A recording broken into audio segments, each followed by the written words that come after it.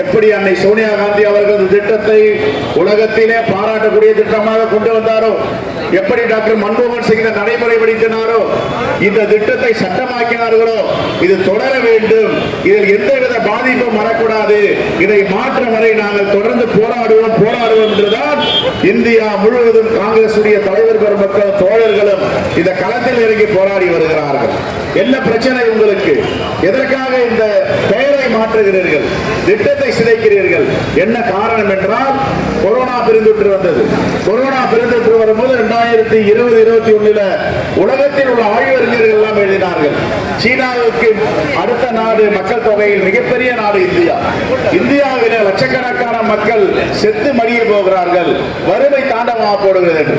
ஆனால் கொரோனா பெருந்தொற்றுக்கு பிறகு ஐநா சபை பாராட்டியது, உலக அறிஞர்கள் பாராட்டுகிறார்கள். என்ன எழுதினார்கள் என்றால், இந்த கொரோனா பெருந்தொற்று காலத்தில் 100 லட்சக்கணக்கான மக்கள் செத்து மடிவார்கள் என்று எழுதினோம். ஆனால் அங்கே ஒரு திட்டம் இருந்தது. அந்த திட்டம் மகாத்மா காந்தி பெயரை தாங்கிய திட்டம், 100 நாள் வேலை வாய்ப்பு திட்டம். அதுதான் இந்தியாவை காப்பாற்றியது என்று சொன்னார்கள். பராக் ஒபாமா அமெரிக்காவின் அதிபர் இந்தியாவிற்கு வந்தார், இந்த திட்டத்தை பாராட்டினார். அமெரிக்க நாடாளுமன்றத்தில் செனட் சபையில தீர்மானத்தை ஏற்றினார்கள், இப்படிப்பட்ட திட்டம் உலகம் முழுவதும் பரப்ப வேண்டும் என்று. அதே போன்ற லேபர் ஆர்கனைசேஷன், உலக அளவில் WHO எல்லோரும் பாராட்டினார்கள். இவர்களுக்கு என்ன பிரச்சனை?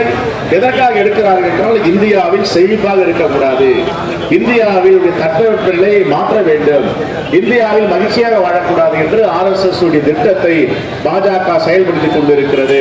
அது காந்தி பெயரை எடுப்பதற்காக மட்டுமல்ல, இந்த ஏழை எளிய மக்கள் வாழ்வாதாரத்தில் கைய வைக்க வேண்டும் என்ற அடிப்படையில் பாஜக அரசு கொண்டு வந்திருக்கிறது.